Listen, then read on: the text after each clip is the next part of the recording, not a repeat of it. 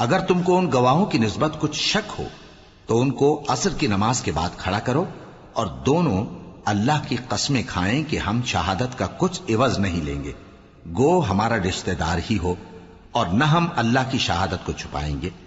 اگر ایسا کریں گے تو گناہ گار ہوں گے۔ پھر اگر معلوم ہو جائے کہ ان دونوں نے جھوٹ بول کر گناہ حاصل کیا تو جن لوگوں کا انہوں نے حق مارنا چاہا تھا ان میں سے ان کی جگہ اور 2 آدمی کھڑے ہوں جو میت سے قرابت قریبہ رکھتے ہوں، پھر وہ اللہ کی قسمیں کھائیں کہ ہماری شہادت ان کی شہادت سے زیادہ سچی ہے اور ہم نے کوئی زیادتی نہیں کی۔